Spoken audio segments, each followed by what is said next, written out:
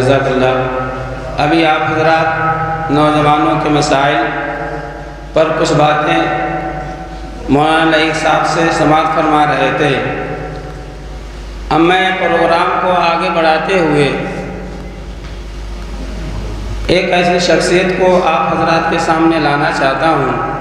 رامپور شہر کے اندر رہتے ہیں اور وہاں دعوت و تبلیغ کا کام آپ کرتے ہیں۔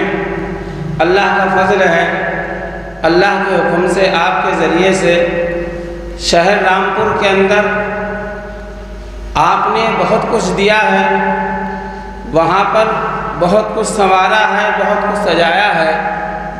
اللہ کا فضل ہے کہ اللہ رب العالمین کی مہربانی اور آپ کی کوشش سے آج وہاں اہل توحید کی 4 مسجد اور 1 مسجد اور بننے جا رہی ہے اللہ کے فضل سے۔ یہ سارا کا سارا آپ کی ہی قد و کاوش اور جہد فہم کی وجہ سے وہاں پر ہے، اور بڑا اچھا ماحول اور بڑا ہی سازگار ماحول اللہ رب العالمین نے آپ کے ذریعے سے بنایا ہے۔ یوں تو سامنے کسی کی تعریف ذرا مناسب نہیں رہتی، لیکن وَأَمَّا بِنِعْمَتِ رَبِّكَ فَحَدِّثْ کے تحت یہ کچھ باتیں آپ حضرات کے سامنے میں نے رکھ دی ہیں۔ لہذا بلا تاخیر میں شیخ قمر الزمان نیپالی صاحب کو دعوت دیتا ہوں کہ آپ اسٹیج پر آئیں اور آنے کے بعد سامعین کرام کو قرآن و حدیث کی روشنی میں مجلہ منور فرمائیں۔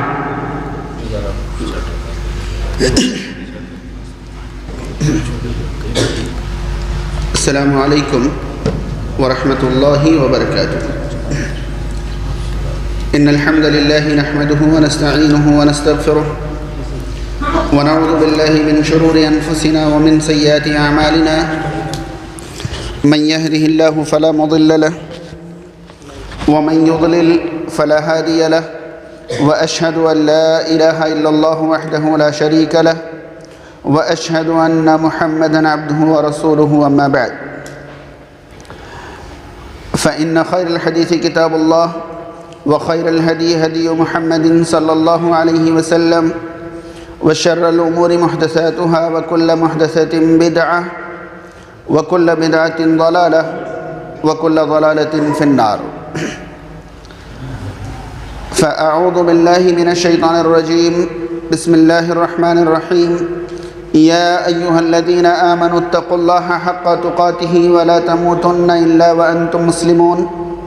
يا أيها الناس اتقوا ربكم الذي خلقكم من نفس واحدة وخلق منها زوجها وبث منهما رجالا كثيرا ونساء، واتقوا الله الذي تساءلون به والأرحام، إن الله كان عليكم رقيبا۔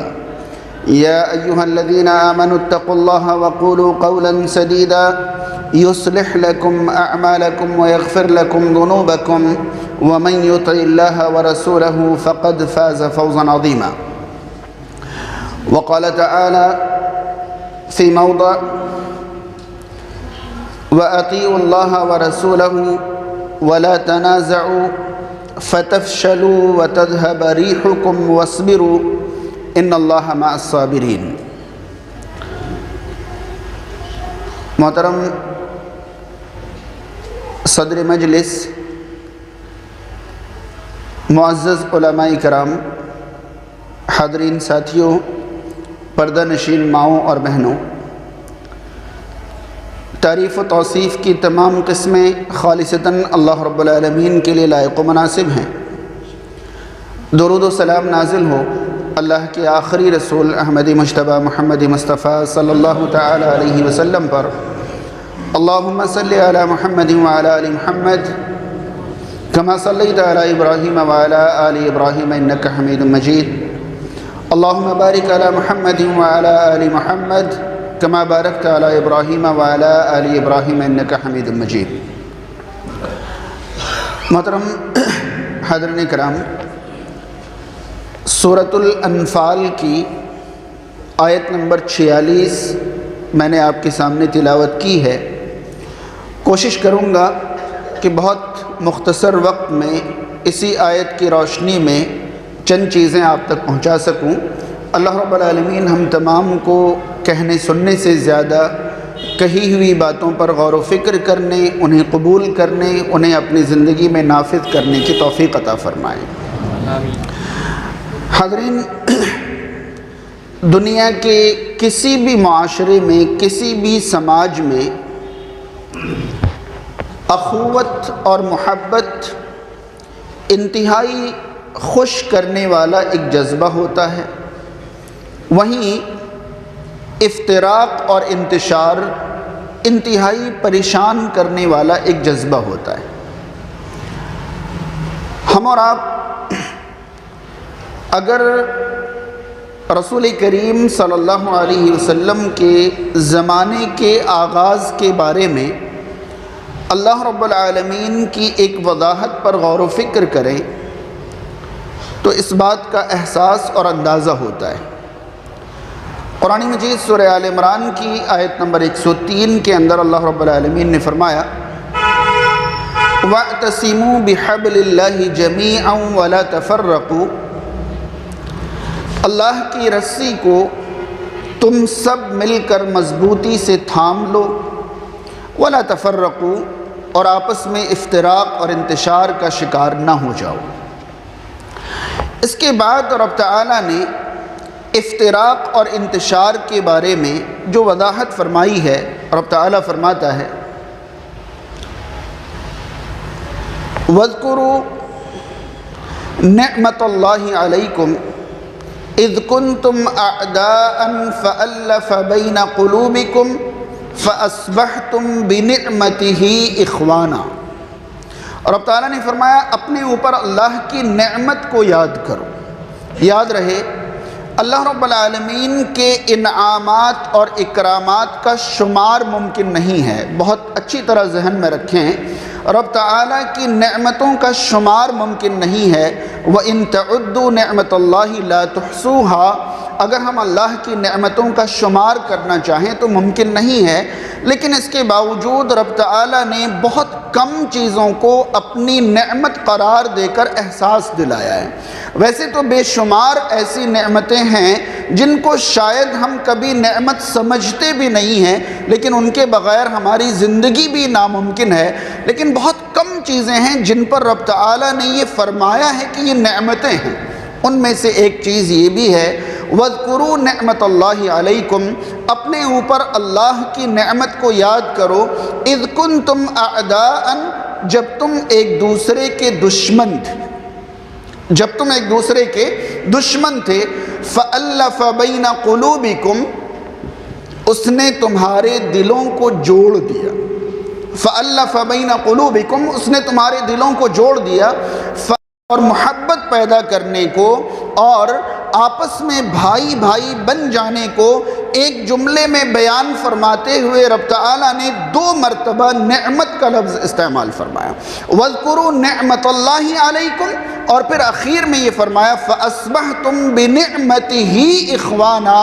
پہلے رب تعالیٰ نے نعمت سے بات شروع کی اور پھر فرمایا کہ اس کی نعمت سے تم بھائی بھائی بن گئے، اور آگے رب تعالیٰ نے فرمایا وَكُنْتُمْ عَلَى شَفَا حُفْرَةٍ مِّنَ النَّارِ فَأَنْقَذَكُمْ مِنْهَا، تم جہنم کے گڑھے کے کنارے کھڑے تھے۔ تمام مفسرین متفق ہیں کہ جہنم کے گڑھے کے کنارے جب کھڑے تھے، جب حالت کفر و شرک میں تم ایک دوسرے کے دشمن بنے ہوئے تھے، فَأَنْقَذَكُمْ مِنْهَا، رب نے اس گڑھے سے تمہیں بچا لیا۔ کیسے بچا لیا؟ آپس میں الفت و محبت پیدا فرما کر اور تمہیں بھائی بھائی بنا کر اسلام کی نعمت عطا فرما کر اللہ تعالیٰ نے تمہیں اس گڑھے سے بچا لیا۔ حاضرین، آپ اندازہ لگا رہے ہیں کہ دشمنی اور انتشار کو رب تعالیٰ نے کن الفاظ میں بیان فرمایا، الفت و محبت، اخوت اور بھائی چارے کو رب تعالیٰ نے کن الفاظ میں بیان فرمایا۔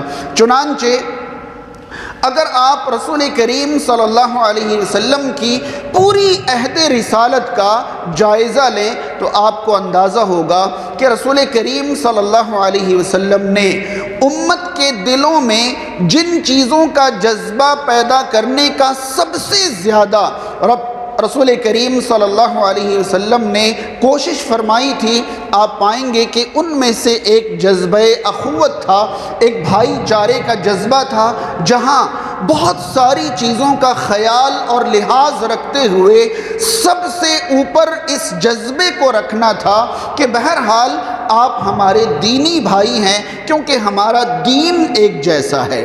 حاضرین کرام، شاید آپ کو احساس یہ بھی دلانا مناسب رہے گا کہ قرآن مجید کی روشنی میں اگر کسی کے درمیان خون کا رشتہ ہے اور دین کا رشتہ نہیں ہے تو رب تعالیٰ دین کے رشتے کو اہمیت دیتا ہے خون کے رشتے کے مقابلے میں، دین کے رشتے کو اہمیت دیتا ہے خون کے رشتے کے مقابلے میں۔ اگر خونی رشتہ بھی ہے اور دینی رشتہ بھی ہے تو یہ نور علی نور ہے، ورنہ آپ سورہ ہود میں پڑھیں گے کہ رب تعالیٰ نے نوح علیہ السلام کی قوم پر جب طوفان برپا کیا، نوح علیہ السلام کشتی پر سوار ہو کر رواں دواں تھے، انہیں ان کا بیٹا ایک کنارے کھڑے ہو کر ڈوبتا ہوا نظر آیا۔ پہلے انہوں نے بیٹے سے کہا یا بنی ارکب معنا ولا تکن مع الکافرین، اپنے بیٹے سے کہا کہ بیٹا ہمارے ساتھ سوار ہو جائیں اور کفار میں سے نہ بنیں، لیکن بیٹے نے کہا سآوی الی جبل یعصمنی من الماء، بیٹے نے کہا کہ میں پہاڑ پر چڑھ جاؤں گا، پہاڑ مجھے اس پانی سے بچا لے گا۔ باپ نے پھر کہا لا عاصم اليوم من امر اللہ، آج اللہ کے عذاب سے آپ کو کوئی نہیں بچا سکتا۔ بات چیت چل رہی تھی، ایک موج درمیان میں آئی اور بیٹا ڈوب گیا، تو نوح علیہ السلام نے اپنے رب کو پکارا اور کہا کہ اے اللہ، تو نے کہا تھا کہ تجھے رسوا نہیں کروں گا اور میرا بیٹا میری نظروں کے سامنے ڈوب گیا، یہ میری رسوائی نہیں تو اور کیا ہے، یہ تو میرے اہل میں سے ہے، میری فیملی میں سے ہے اور میرے سامنے یہ ڈوب گیا۔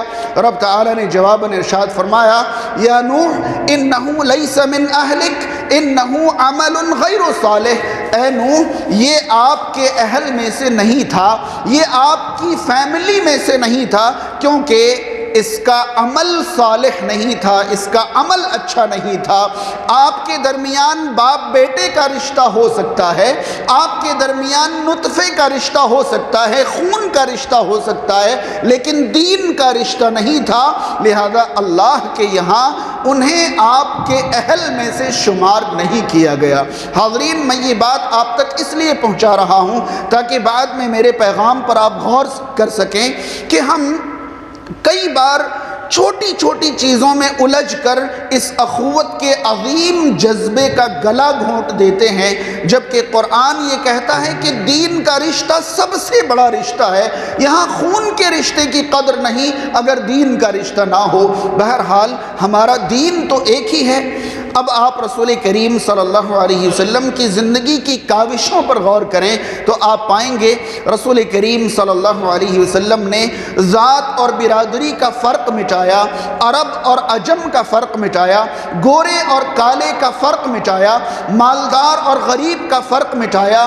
آپ صلی اللہ علیہ وسلم نے غلام اور آقا کے درمیان کا فرق مٹایا، اور ان تمام چیزوں کو مٹاتے ہوئے جب زندگی کے آخری ایام میں رسول کریم صلی اللہ علیہ وسلم کو سب سے بڑا مجمع اپنے سامنے حاصل ہوا تو حجۃ الوداع کے موقع پر آپ صلی اللہ علیہ وسلم نے ان تعلیمات پر آخری مہر لگاتے ہوئے فرمایا تھا کہ آج سے کسی عرب کو کسی غیر عرب پر، کسی گورے کو کسی کالے پر، اور بھی جملے آپ صلی اللہ علیہ وسلم نے ارشاد فرمایا کسی کے درمیان کوئی فضیلت کا معیار نہیں سوائے تقوی کے، انما اکرمکم عند اللہ اتقاکم، آپ میں سب سے باعزت صرف وہ ہیں جو اللہ کے یہاں تقوی میں سب سے بلند ہوں گے۔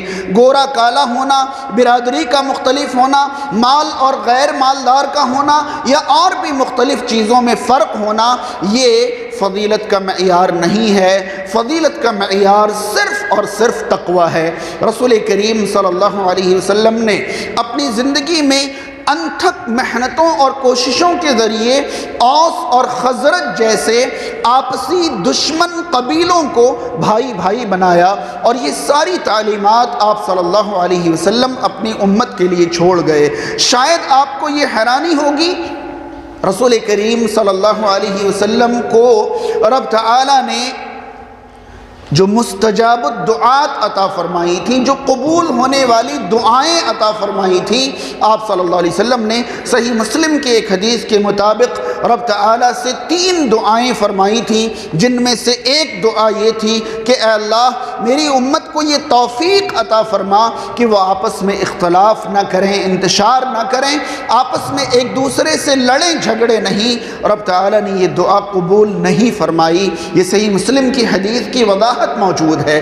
حاضرین، ہم اور آپ سمجھ سکتے ہیں رسول کریم صلی اللہ علیہ وسلم نے یہ دعا فرمائی کہ میری امت کو ایک ساتھ کبھی ہلاک نہ کرنا، تو آج اپنی امت پر غور کریں تو آپ کو ملے گا گزشتہ امتیں ہماری امت کے اندر موجود برائیوں میں سے ایک دو برائی میں مبتلا ہوتی تو انہیں دنیا سے مٹا دیا جاتا تھا۔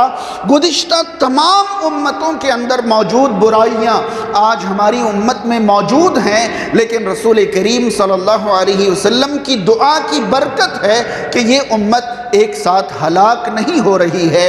اب رسول کریم صلی اللہ علیہ وسلم کی یہ دعا اگر قبول نہیں ہوئی تو ہماری ذمہ داری اور زیادہ بڑھ جاتی ہے یا نہیں بڑھ جاتی ہے؟ اختلاف و انتشار کے جتنے اسباب اور ذرائع ہو سکتے ہیں، ان اسباب پر بہت زیادہ چوکنا رہنا، ہوشیار رہنا، متنبہ اور خبردار رہنا ہماری ذمہ داری بنتی ہے یا نہیں بنتی؟ یاد رہے صحیح مسلم کی ایک اور حدیث کے مطابق رسول کریم صلی اللہ علیہ وسلم نے صحابہ کرام کو مخاطب کر کے فرمایا تھا کہ آج شیطان اس بات سے مایوس ہو چکا ہے کہ تم اس کی عبادت کرو، یعنی تم اب شیطان کی عبادت کبھی نہیں کرو گے، اس بات سے شیطان مایوس ہو چکا ہے، لیکن تمہارے دلوں میں تحریش ڈالنے سے وہ باز نہیں آئے گا، وہ تمہارے دلوں کو اکسائے گا، وہ تمہیں ابھارے گا، تمہیں آپس میں لڑائے گا، تمہیں اختلاف کا شکار بنائے گا اور تمہارے درمیان وہ تفریق کرائے گا۔ یہ کوشش وہ کبھی نہیں چھوڑ سکتا۔ یہ ساری تعلیمات ہمارے سامنے موجود ہونے کے باوجود ہم اور آپ عام طور پر پوری دنیا میں اور خاص طور پر ملک عزیز میں اور اس سے بھی زیادہ خاص طور پر میں بڑی ہمدردی اور اخلاص کے ساتھ یہ کہنا چاہوں گا کہ مغربی یو پی میں جماعت کی تعداد انتہائی معمولی ہے۔ جگہ جگہ نہ کے برابر تھوڑے تھوڑے افراد جمعیت سے جڑے ہوئے ہیں، اور بڑا افسوس ہوتا ہے کہ شاید ہی مغربی یو پی میں کوئی علاقہ اور کوئی قصبہ، کوئی مقام ایسا ہو جہاں جماعت اختلاف اور انتشار کا شکار نہ ہو۔ کیا وجہ ہے؟ کہ شیطان ہم سے شرک تو نہیں کرا سکتا۔ کوئی اہل الحدیث مزار میں جا کر غیر اللہ کو سجدہ کر دے، اس بات سے شیطان نا امید ہو چکا ہے، اسے پتا ہے کہ یہ ایسا نہیں کر سکتے، یا اس طرح کوئی واضح بدعتیں اہل الحدیث معاشرے میں شیطان نافذ کرا دے، اس بات سے وہ مایوس ہو چکا ہے۔ اس کے پاس ایک ہی آلہ بچا تھا، ایک ہی ہتھیار بچا تھا کہ برادری کے نام پر، عہدہ اور منصب کے نام پر یا دیگر تمام اسباب کا استعمال کر کے وہ آپسی انتشار اور افتراق میں ہمیں مبتلا کرے، ہمارے دلوں سے ایک دوسرے کے لیے محبتیں کم کر دے، ہمارے دلوں میں ایک دوسرے کے لیے نفرتیں بھر دے۔ شیطان اپنی کوشش میں لگا رہا اور ہم شیطان کو کامیاب کرنے میں لگے رہے۔ یاد رہے اگر ہماری جمعیت میں جتنے افراد ہیں سبھی ایک آواز پر کان دھرنے والے ہوتے، ایک دوسرے کو تقویت پہنچانے والے ہوتے، انتشار اور افتراق کا شکار نہ ہوتے، تو شاید اس علاقے میں مغربی یو پی میں جمعیت کی شکل اور بھی زیادہ ایک خوبصورت ہوتی، اور بھی زیادہ روشن اور چمکدار چہرہ ہوتا اگر ہم اور آپ آپسی انتشار اور افتراق کو مٹا پاتے۔ حاضرین کرام، میں نے جس آیت کی تلاوت کی تھی اس پر تھوڑی دیر غور و فکر کر لیں تو رب تعالیٰ نے فرمایا وَأَطِیعُوا اللَّهَ وَرَسُولَهُ، اللہ کی اطاعت کرو اور اس کے رسول صلی اللہ علیہ وسلم کی، ولا تنازعوا، اور آپس میں تنازع نہ کرو، آپس میں جھگڑے نہ کرو، ورنہ انجام کیا ہوگا؟ فتفشلوا، تم بکھر جاؤ گے، وتذهب ريحكم، اور تمہاری ہوا اکھڑ جائے گی، تمہاری ہوا اکھڑ جائے گی۔ یاد رہے اگر اس آیت کو آپ کبھی تنہائی میں پڑھیں اور ایک ایک لفظ پر غور کریں تو آپ کو اندازہ ہوگا کہ ہر لفظ ہمارے معاشرے پر صادق آتی ہے۔ رسول کریم صلی اللہ علیہ وسلم نے پہلے دو باتوں کا حکم فرمایا تھا کہ اللہ کی اطاعت کرو اور اس کے رسول صلی اللہ علیہ وسلم کی، اور اس کے بعد ایک بات سے منع فرمایا کہ ولا تنازعوا، آپس میں تنازع نہ کرو۔ اگر آپ غور کریں گے تو آپ کو ملے گا کہ یہاں رب تعالی نے دو باتوں کا حکم دے کر ایک بات سے منع فرمایا، یہ اس آیت کا ظاہری مفہوم ہے۔ غور کریں گے تو اندازہ ہوگا یہاں رب تعالی نے دوسری بات کا نتیجہ بیان فرمایا ہے کہ اگر پہلی دو باتوں پر عمل نہ ہو تب دوسری بات وجود میں آتی ہے، یعنی اللہ اور اس کے رسول صلی اللہ علیہ وسلم کی اطاعت کرو اور آپس میں تنازع نہ کرو۔ مطلب یہ ہے کہ اگر آپ پہلی دو باتوں پر قائم ہیں تو اگلی بات کا وجود میں آنا ہی ممکن۔ جہاں اللہ کی اطاعت میں کمی آئے گی، جہاں رسول کریم صلی اللہ علیہ وسلم کی اطاعت میں کمی آئے گی، تب تنازعات پیدا ہوں گے، خواہ وہ تنازعات مسلکی ہوں، خواہ وہ تنازعات اور کسی قسم کے ہوں۔ اللہ اور اس کے رسول صلی اللہ علیہ وسلم کی اطاعت سے جس قدر ہم دور ہوتے چلے جائیں گے، معاشرے میں تنازعات اسی قدر پنپتے چلے جائیں گے۔ اس کے بعد رب تعالیٰ نے انجام بیان فرمایا دو جملوں میں، فتفشلوا وتذهب ريحكم، تم بکھر جاؤ گے، تمہاری ہوا اکھڑ جائے گی۔ یہ انجام ایسے نہیں ہیں جن کو محسوس کرنے کے لیے بہت زیادہ تعلیم حاصل کرنے کی ضرورت ہو۔ ہم سب سمجھ سکتے ہیں، بہت پرانے زمانے سے عام فہم کہاوتیں ہم سنتے چلے آئے ہیں۔ ایک شخص نے 10 ڈنڈیاں ایک ساتھ باندھ کر کسی کو دیا اور کہا کہ ان کو توڑ دیں۔ 10 ڈنڈیاں ایک ساتھ توڑنے کی کوشش کی گئیں تو وہ ناکام ہوا۔ ایک ایک ڈنڈی الگ الگ کر کے پکڑائی گئی اور کہا کہ انہیں توڑ دیں، تو ایک ایک ڈنڈی سب نے توڑ دی۔ تو مثال دیا گیا کہ اکیلے اکیلے رہو گے تو ایسے توڑ دیے جاؤ گے، اور 10 ایک ساتھ مل کر رہو گے تو کوئی تمہیں توڑ نہیں پائے گا۔ یہ مثالیں کوئی نئی چیز نہیں ہیں یا ایسی چیزیں نہیں ہیں جن کو سمجھنے کے لیے بہت زیادہ ڈگریاں حاصل کرنے کی ضرورت ہیں۔ رب تعالیٰ نے فرمایا فتفشلوا، تنازع کرو گے، جھگڑے کرو گے، تم بکھر جاؤ گے، وتذهب ريحكم، تمہاری ہوا اکھڑ جائے گی۔ اور آگے رب تعالیٰ نے فرمایا واصبروا، اور صبر کرو۔ یہ حکم کس کو ہے؟ وَاصْبِرُوا، اور صبر کرو، یہ حکم کس کو ہے؟ بات اللہ اور اس کے رسول صلی اللہ علیہ وسلم کی اطاعت کی چل رہی تھی، بات آپس میں تنازعات نہ کرنے کی چل رہی تھی، تنازعات کا انجام بتایا جا رہا تھا۔ اچانک سے تعلیم صبر کا یہاں کیا رول تھا؟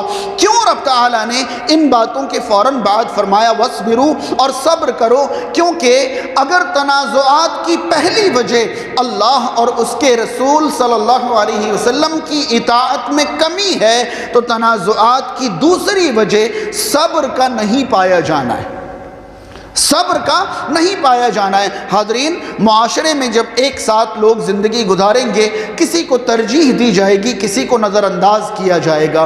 کئی بار انسان نظر انداز ہوتا ہوا محسوس کرے گا جبکہ اسے نظر انداز نہیں کیا جا رہا ہے۔ لہذا جہاں بھی انسان کو مزاج کے خلاف کوئی چیز نظر آئے تو قرآن کی تعلیم یہ ہے کہ تنازعات سے بچنے کے لیے صبر کرو۔ آپ صبر نہیں کریں گے تو نتیجہ تنازعات کی شکل میں پیدا ہوگا۔ ان کی ہمت کیسے ہوئی مجھے اس طرح نظر انداز کرنے کی یا مجھے اس طرح چھوڑنے کی؟ میں اپنا الائنس الگ بناؤں گا، اپنی تنظیم الگ بناؤں گا، اپنا گروپ الگ بناؤں گا، اور تنازعات نے اپنا وجود دکھا دیا۔ حاضرین، آگے رب تعالیٰ نے ایک بڑی پیاری بات بیان فرمائی، اگر ہم اس پر غور کریں تو ہمارے کئی مسائل حل ہو سکتے ہیں۔ رب تعالیٰ نے فرمایا وَاصْبِرُوا، اور صبر کرو، اور صرف صبر کرو کہہ کر اللہ تعالیٰ نے بات ختم نہیں کر دی، بلکہ یہ فرمایا ان اللہ مع الصابرین، بلا شبہ اللہ تعالیٰ صبر کرنے والوں کے ساتھ ہے۔ اگر آپ صبر کرنے پر مجبور ہو رہے ہیں تو دو میں سے ایک بات ہو سکتی ہے، یا تو آپ کو نظر انداز کیا گیا ہے یا آپ خود کو نظر انداز ہوتے ہوئے محسوس کر رہے ہیں۔ دونوں شکلوں میں اگر آپ صبر کرتے ہیں تو اللہ آپ کا حامی اور ناصر ہے، اللہ آپ کا ساتھی ہے، اور اگر آپ صبر نہیں کر پاتے اور آپ رد عمل ظاہر کرتے ہیں اور اس رد عمل سے الفت و محبت کو ٹھیس پہنچتی ہے تو اللہ آپ کا ساتھی نہیں ہے۔ اس سے بڑا نقصان اور کیا ہو سکتا ہے؟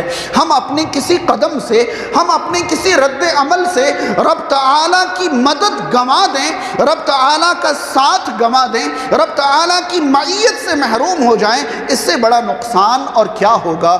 اگر کہیں امت کا شیرازہ منتشر ہو رہا ہے، اگر کہیں الفت اور محبت کو ٹھیس پہنچ رہی ہے تو وہاں تعلیم قرآن یہ ہے کہ وَاصْبِرُوا، صبر کریں، ان اللہ مع الصابرین، بلا شبہ صبر کرنے والوں کے ساتھ اللہ رب العالمین ہے۔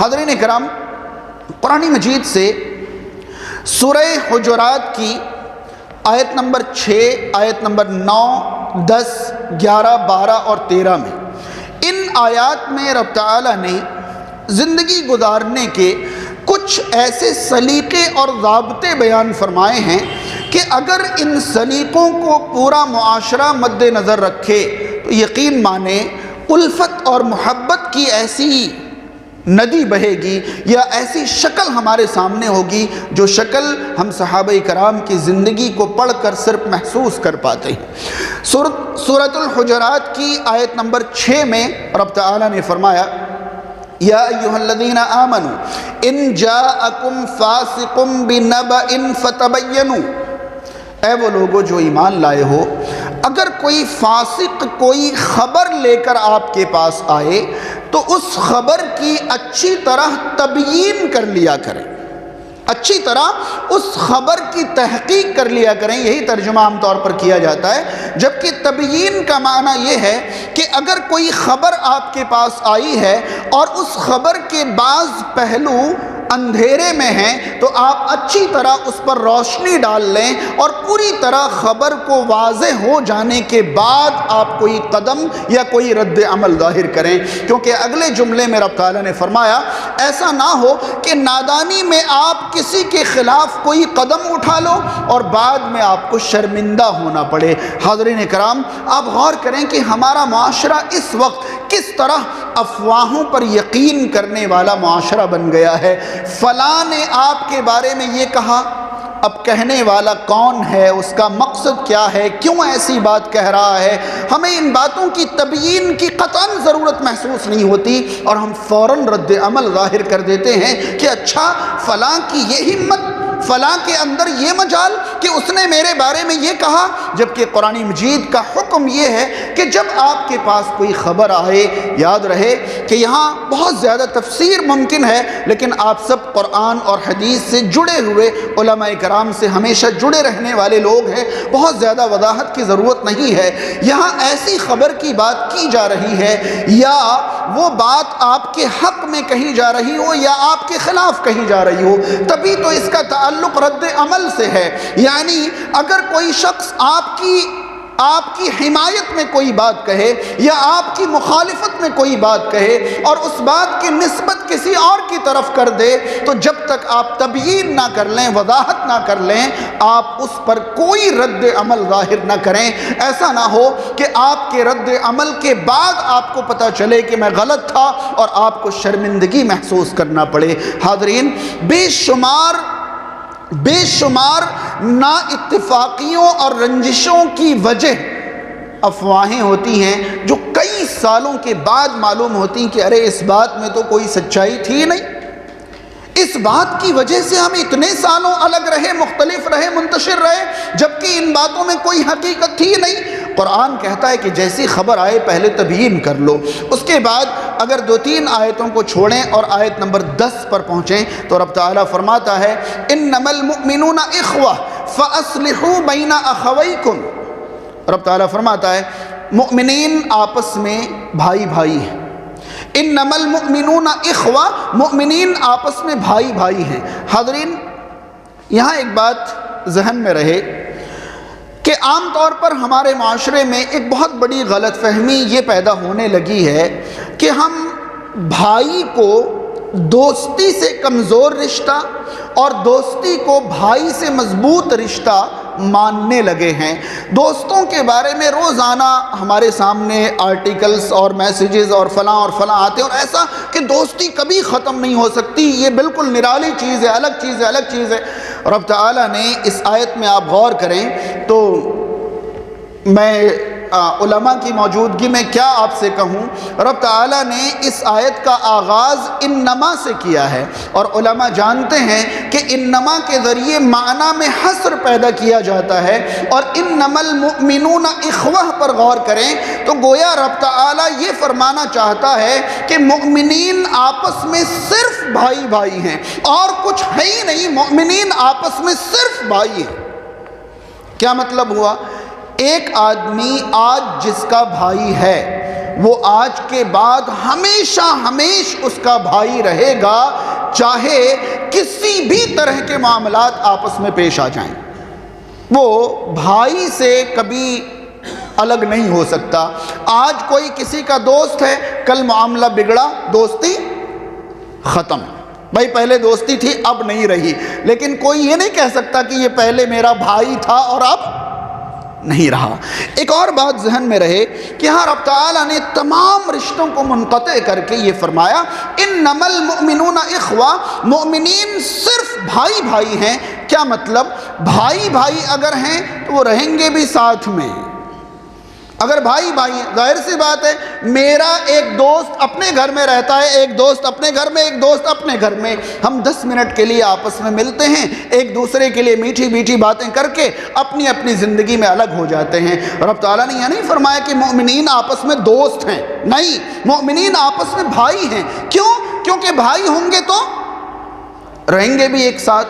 اور آگے کا جملہ یہ بتاتا ہے فَأَصْلِحُوا بَيْنَ أَخَوَيْكُمْ، تو اپنے بھائیوں کے درمیان صلح کرا دیا کرو۔ اور یاد رہے کہ صلح کی ضرورت تنازع کے بعد پڑتی ہے، تو یہاں رب تعالیٰ یہ بیان فرمانا چاہتا ہے کہ یاد رکھو کہ تم آپس میں بھائی ہو، اور جب بھائی ہو تو تمہیں ساتھ رہنا ہے، اور جب ساتھ رہو گے تو پرانی کہاوت سنی ہے، 4 برتن ایک ساتھ رہتے ہیں تو بجتے ہیں، آواز آتی ہے۔ تو آپ ترتیب پر غور کریں کہ حصر کے ساتھ رب تعالیٰ نے بھائی قرار دیا انما المؤمنون اخوہ، پھر اس کے بعد فرمایا کہ آپ صلح کرا دیا کرو آپس میں۔ کیا مطلب ہوا؟ کہ آپ بھائی ہو لہذا آپ ساتھ میں رہو گے، جب ساتھ میں رہو گے تو بجو گے بھی۔ کئی بار اونچ نیچ والا معاملہ ہوگا، اور جب اونچ نیچ والا معاملہ ہوگا تو اللہ تعالیٰ کا حکم یہ ہے کہ ایک بھائی اور دوسرے بھائی کے درمیان کوئی ٹکراؤ ہوا تو جو بڑے بزرگ ہیں، جو بچے ہوئے ہیں، ان کی ذمہ داری ہے کہ ان کے درمیان کیا کرا دیا کریں؟ صلح کرا دیا کریں۔ حاضرین، ہمارے معاشرے میں صلح کے بارے میں بھی ایک عجیب و غریب غلط فہمی ہے۔ ہمارے معاشرے میں صلح کی کوشش نہیں، فیصلوں کی کوشش ہوتی ہے، اور یہ تنازعات ختم نہیں کرتے بلکہ تنازعات کو مزید بڑھا دیتے ہیں۔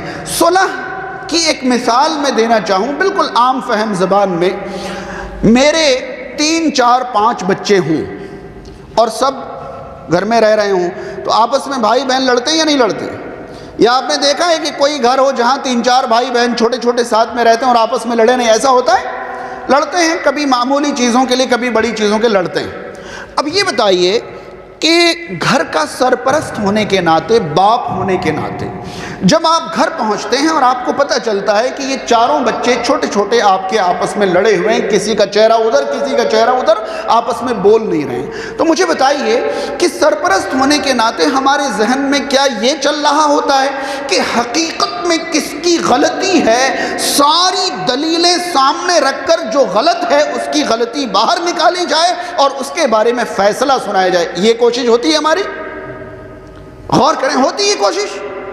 بھائی غلطی اگر اس نے بھی کی ہے تو میرا ہی بیٹا ہے، اس نے بھی کی ہے تو میرا ہی بیٹا ہے، اس کو غلط قرار دوں گا تو بھی مجھے ہی سنبھالنا ہے اس کو غلط۔ لہذا سرپرست کی کوشش، یاد رہے اس کوشش کے لیے فضیلت کرنے کی ضرورت نہیں پڑتی ہے، یہ انسان کی فطرت میں شامل ہے کہ انسان جب اپنے بچوں کے درمیان صلح کراتا ہے تو واقعی صلح کراتا ہے، فیصلے نہیں کرتا، فیصلے کبھی نہیں کرتا کہ تو غلط ہے تو صحیح نہیں، بیٹا غلطی سے ہو گیا ہوگا۔ اب دیکھیے اسے پتا ہے کہ اس بڑے بیٹے نے شرارت کی ہے، پھر بھی دوسرے بیٹے کے ذہن میں ڈالتا ہے بیٹا دھوکے سے ہو گیا ہوگا، جان بوجھ کر تیرا بھائی ایسا نہیں کرے گا۔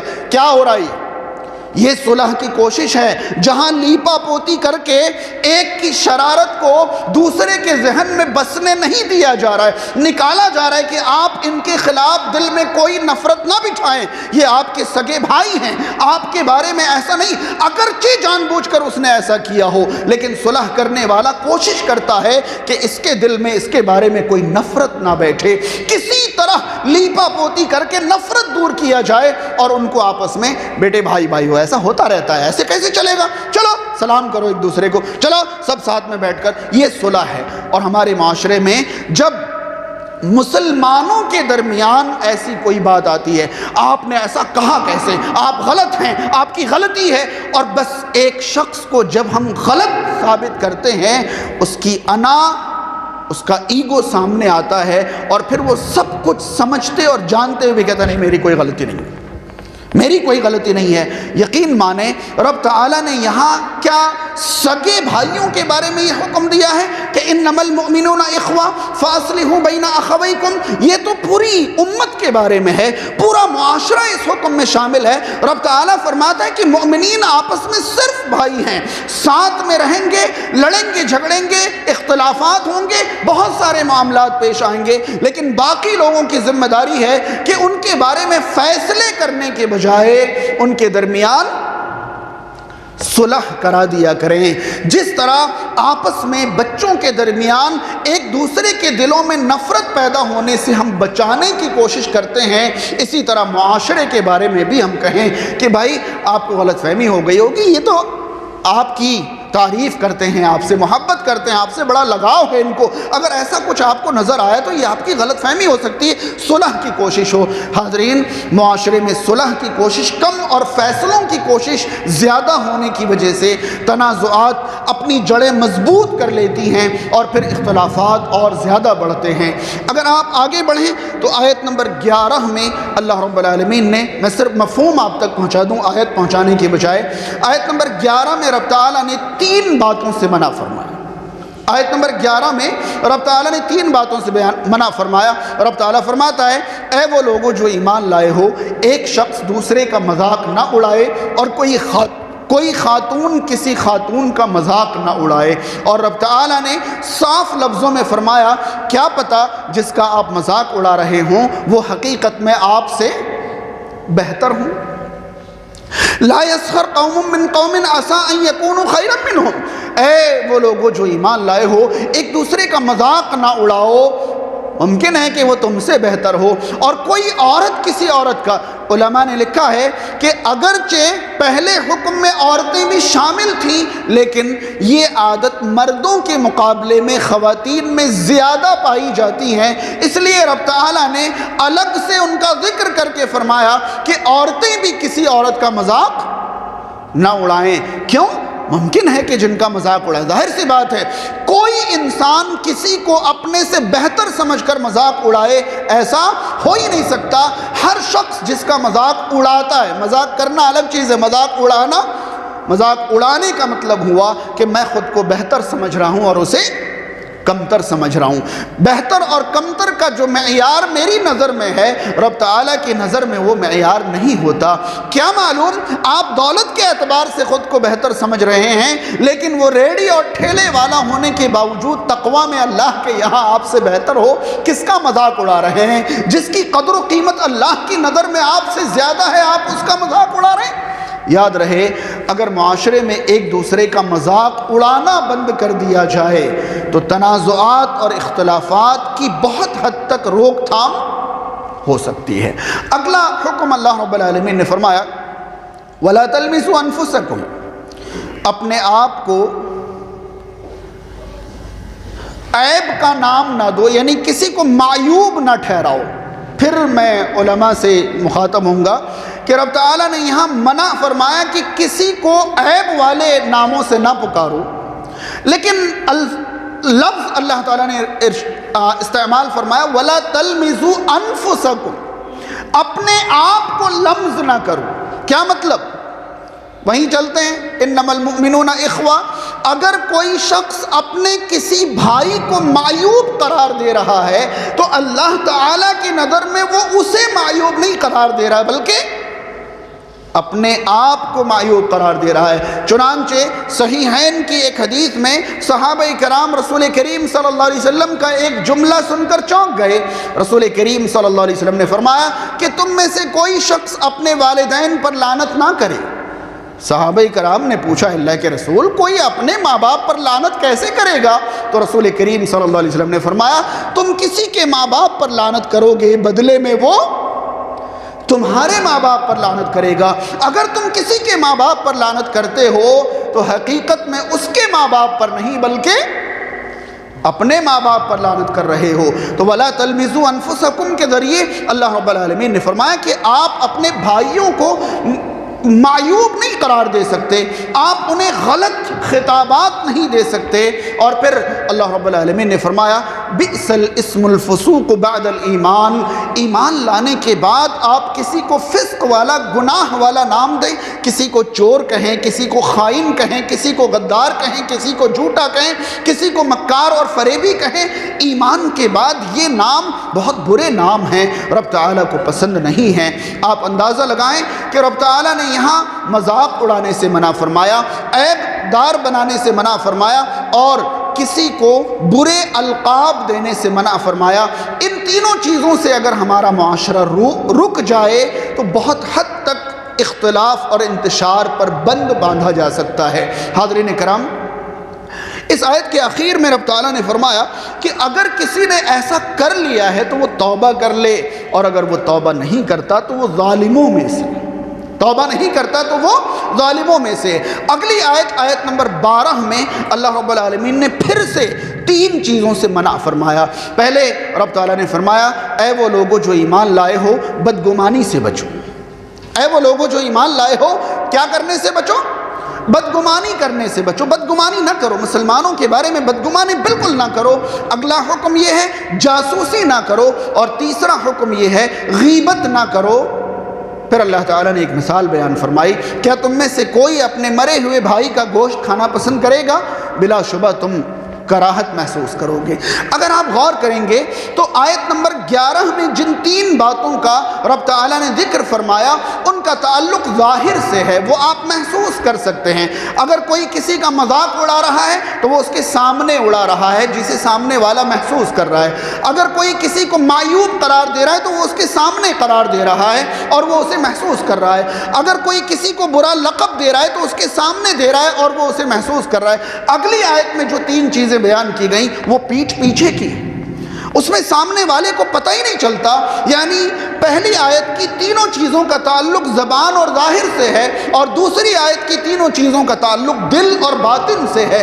رب تعالیٰ نے فرمایا ایاکم والظن، تم بدگمانی کرنے سے بچو۔ بدگمانی کا تعلق اچھا خاصا ایک شخص سے آپ ملاقات کر کے ہنسی مذاق کر کے گھر پہنچے، کسی نے ان کے بارے میں کان بھر دیے، اگلی بار آپ جا رہے ہیں تو وہ آپ کو سلام اسی انداز میں کر رہا ہے جس انداز میں کل آپ سے وہ ملا تھا۔ آج آپ کے چہرے پر وہ مسکراہٹ نہیں ہے، آ گئی بدگمانی دل میں بدگمانی آ گئی۔ اس کے بعد وہ آپ کو بلاتا مشغول ہوں ابھی آ جاؤں گا، کچھ وقت کے بعد وہ بدگمانی محسوس کرتا ہے، وہ بھی بدگمانی دور کرنے کی کوشش کے بجائے آپ سے وہ بھی بدگمان ہو جاتا ہے۔ بدگمانی کے بعد رب تعالیٰ نے فرمایا جاسوسی نہ کرو۔ سب جانتے ہیں کسی کی ایسی کمی کو جاننے کی کوشش کرنا جو کمی ہمیں معلوم نہیں ہے، ہمیں کسی شخص کی جو کمی نہیں معلوم وہ معلوم کرنے کی خفیہ کوشش کرنا، اسے کیا کہتے ہیں؟ جاسوسی. یاد رہے ترتیب پر بھی آپ قربان جائیں گے کہ جاسوسی پر انسان کو بدگمانی ہی آمادہ کرتا ہے. تو پہلے رب تعالیٰ نے فرمایا بدگمانی نہیں کرو، کیونکہ ذہن میں بدگمانی اگر کسی کے بارے میں پیدا ہو گئی تو وہ بدگمانی آپ کو جاسوسی پر ابھارے گی. آپ پھر ٹوہ میں لگ جاؤ گے کہ بھائی ان کا معاملہ ذرا پتہ کرنا، سب کچھ ٹھیک ٹھاک ہے یا نہیں، کیسا معاملہ ہے، کیا ہے. جاسوسی کرو گے، اور جب آپ جاسوسی کرو گے تو اگلا نتیجہ پیدا ہوگا غیبت کا. پھر آپ ان کی غیر موجودگی میں ان کے بارے میں غیبت کرو گے. یاد رہے یہ جو چیزیں ہیں کہ جب کوئی آئے خبر لے کر تو آپ تبیین کر لیا کرو، یا مومنین آپس میں بھائی ہیں ان کے درمیان صلح کرا دیا کرو، یا مذاق نہیں اڑایا کرو، عیب نہ لگایا کرو، کسی کو برے نام نہ دیا کرو، برے لقب نہ دیا کرو، یا بدگمانی نہ کرو، جاسوسی نہ کرو، غیبت نہ کرو. یہ سبھی الگ الگ ایک مفصل عنوان ہیں، ان سب پر تفصیل سے خطاب کیا جا سکتا ہے. میں تو صرف یہ بتانا چاہتا تھا کہ یہ وہ نکات ہیں، یہ وہ چیزیں ہیں جو معاشرے میں پیدا کر کے رسول کریم صلی اللہ علیہ وسلم نے اسلامی معاشرے سے عداوت اور دشمنی کو نکال کر آپس میں الفت اور اخوت قائم فرمایا تھا. آپس میں الفت اور اخوت قائم فرمایا تھا. اس کے بعد رب تعالیٰ نے آیت نمبر 13 کے اندر ارشاد فرمایا یا ایھا الناس انا خلقناکم من ذکر وانثی وجعلناکم شعوبا وقبائل لتعارفوا ان اکرمکم عند اللہ اتقاکم. اے لوگو ہم نے تمہیں ایک ہی مرد اور عورت سے پیدا کیا ہے. یہاں قابل غور بات یہ ہے کہ آیت نمبر 6 سے ایک سلسلہ چل رہا ہے. ہر حکم سے پہلے مخاطب مؤمنین ہیں، یا ایھا الذین آمنوا یا ایھا الذین آمنوا کر کے رب تعالی حکم مؤمنین کو دے رہا ہے. اور جب اخیر میں رب تعالی نے صرف تقوی کو عزت کا معیار بتانا چاہا تو اب مخاطب مؤمنین نہیں ہیں، بلکہ مؤمنین کے ساتھ دنیا کے تمام لوگ شامل کر لیے گئے. اور اب رب تعالیٰ نے فرمایا یا ایھا الناس انا خلقناکم من ذکر وانثی. اے دنیا کے لوگوں، خواہ ایمان لا چکے ہو یا اب تک ایمان نہیں لائے ہو، سب کے سب مل کر سن لو، ہم نے آپ کو ایک ہی مرد ایک ہی عورت سے پیدا کیا. ایک مرد ایک عورت سے پیدا ہونے والے آپس میں کیا ہوتے ہیں؟ بھائی ہوتے ہیں. پھر وہی بات آ گئی انما المؤمنون اخوہ. ایک مرد ایک عورت سے تمہیں پیدا کیا، یعنی تم اصل میں سب بھائی ہو. وَجَعَلْنَاكُمْ شُعُوبًا وَقَبَائِلَ لِتَعَارَفُوا. ہم نے تمہارے قبیلے خاندان صرف اس لیے بنائے تھے کہ ایک دوسرے کو پہچان سکو. علماء عام طور پر اس ٹکڑے کی تفسیر میں لکھتے ہیں کہ برادری صرف اس لیے بنائی گئی تھی تاکہ معاشرے میں ضرورت پڑنے والے کام کاج کو ایک ایک برادری اپنے اپنے درمیان تقسیم کر لیں، اور اس کا کچھ نہ کچھ حصہ آج بھی ہمارے معاشرے میں موجود ہے. ابھی میں راستے سے آ رہا تھا، مجھے لوم کی آواز آئی. میں نے فوراً جو مجھے لے کر آ رہے تھے میں نے پوچھا کہ انصاری ہیں کیا سب لوگ؟ انہوں نے فوراً کہا ہاں یہ سب انصاری لوگ ہیں. اب ظاہر سی بات ہے اتنی جانکاری مجھے ہے کہ کپڑے بنانے اور بننے کا کام شروع سے کون کرتے چلے آ رہے ہیں؟ انصاری کرتے چلے آ رہے ہیں. تو برادری صرف اس لیے بنائی گئی تھی، کسی کو کپڑوں کی ضرورت پڑے تو وہ انصاریوں سے رابطہ کریں، کسی کو گوشت کی ضرورت پڑے تو قریشیوں سے رابطہ کریں، کسی کو اور چیز کی ضرورت پڑے وہ فلاں سے. بس اتنی سی بات تھی. اس کے بعد یہ افضل، یہ غیر افضل، یہ کمتر، یہ برتر، یہ ہماری برادری، یہ غیر برادری، اس کا تو کوئی تصور نہیں تھا. وَجَعَلْنَاكُمْ شُعُوبًا وَقَبَائِلَ لِتَعَارَفُوا. ہم نے تمہارے قبیلے اور خاندان اس لیے بنائے تاکہ تم ایک دوسرے کو پہچان سکو.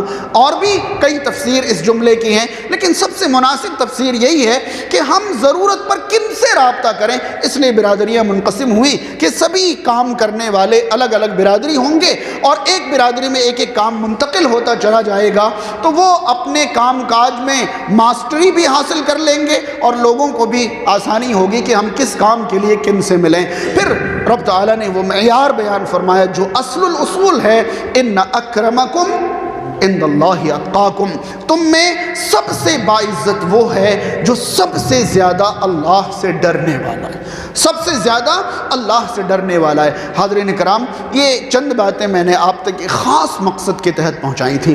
مجھے نہیں معلوم یہاں حالات کیا ہیں، کیسے ہیں. شاید میں صرف دوسری بار یہاں آیا ہوں. آج سے پہلے تقریباً 11-12 سال پہلے میں یہاں آیا تھا جب حالات بالکل مختلف تھے، لیکن ایک لمبا عرصہ سا مغربی یو پی میں، جیسا کہ ہمارے بھائی محترم نے بتایا، رامپور میں رہنے کی وجہ سے مجھے اس بات کی بڑی بے چینی ہے کہ مغربی یو پی میں جہاں کہیں بھی جماعتیں ہیں وہ آپس میں انتشار اور اختلاف کا شکار ہیں۔ کون صحیح کون غلط، اس سے انتشار کبھی ختم نہیں ہونے والا۔ صلح کی کوشش کی جائے، ایک دوسرے کے بارے میں غلط فہمیاں دور کی جائے، جس کی بھی غلطی ہو، جو بھی صحیح ہو، جو بھی غلط ہو، کچھ بھی ہو، وہ اپنی جگہ۔ ہماری کوشش سب سے پہلے یہ ہو کہ یہ انتشار کیسے ختم ہو۔ اگر ہم صحیح اور غلط قرار دے کر فیصلہ کرنے لگے تو یہ کام کس کا ہے؟ اللہ رب العالمین کا کام ہے۔